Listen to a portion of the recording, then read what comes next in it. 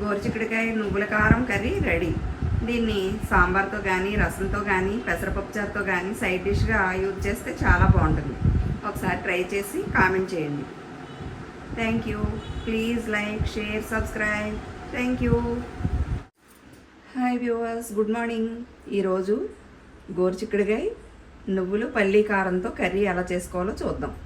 ముందుగా దానికి కావాల్సిన పదార్థాలు: గోరుచిక్కుడుకాయలు, ఒక చిన్న కప్పుడు నువ్వులు, ఒక 4 స్పూన్లు పల్లీలు, పోపు దినుసులు, జీలకర్ర, ధనియాలు, వెల్లుల్లి, ఎండుమిర్చి, కొద్దిగా మినప్పప్పు, కరివేపాకు.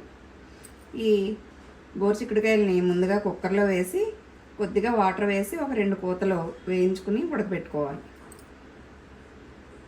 గోరుచిక్కుడుకాయలు ఉడికేలోపు మనం ఈ పల్లీ నువ్వుల కారాన్ని రెడీ చేసుకుందాం.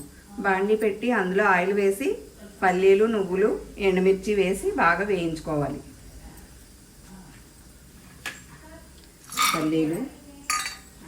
పల్లీలు సగానికి పైగా వేగిపోయిన తర్వాత నువ్వులు వేసుకోవాలి, లేదంటే మాడిపోతాయి. పల్లీలు వేగిన తర్వాత జీలకర్ర, ధనియాలు, మినప్పప్పు, ఎండుమిరపకాయలు వేసుకుని వేయించుకుని దించే ముందు నువ్వులను వేసుకోవాలి.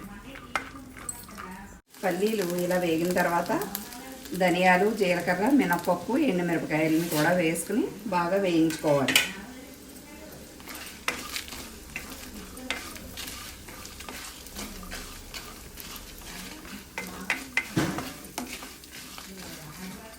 పోపు బాగా వేగితేనే కర్రీ ఎమ్మీగా ఉంటుంది. ఈ పోపు ఇలా బాగా వేగిన తర్వాత నువ్వులను కూడా వేసి ఈ వేడి మీద మగ్గనివ్వాలి. ఈ వేడికి ఈ నువ్వులు మగ్గిపోతాయి.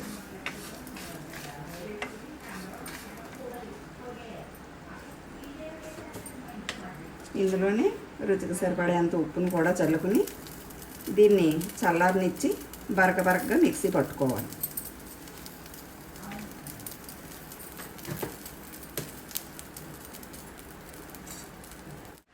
బాండి పెట్టి ఆయిల్ వేసి వేడైన తర్వాత పోపు దినుసులు వేసుకుని వేయించుకోవాలి.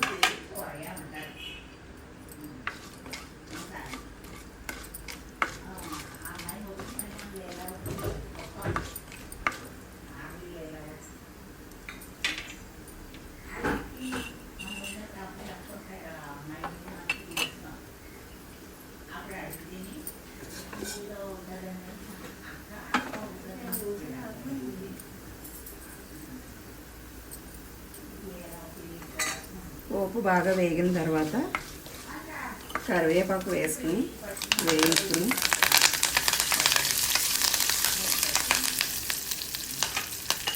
ఇందులోనే ఉడకబెట్టుకున్న గోరుచిక్కుడుకాయని వేసుకోవాలి.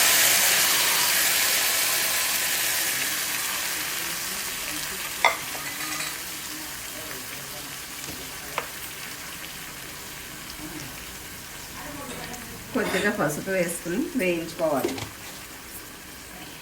ఇవి నూనెలో బాగా ఇలా ఉడికించుకొని బాగా దగ్గర పడి వాటర్ అంతా ఇంకిపోయిన తర్వాత మనం మిక్సీ చేసుకున్న పొడాన్ని ఈ కూరలో వేసుకుని ఒక 5 నిమిషాలు ఫ్రై చేసుకుని దించేస్తే గోరుచిక్కుడుకాయ నువ్వులు పల్లీ కారం కర్రీ రెడీ.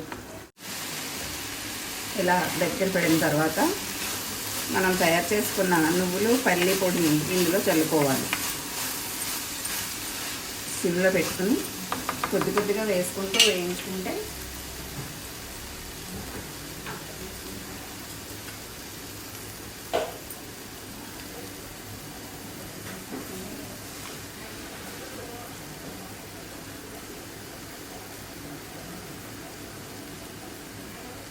ఇలా దీనిలో సరిపడా వేసుకుని వేయించుకోవాలి.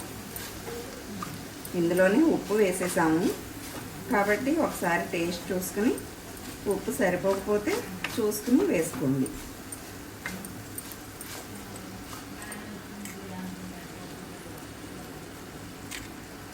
మనం తయారు చేసుకున్న ఈ పొడి మొత్తం ఇందులో సరిపోతుంది.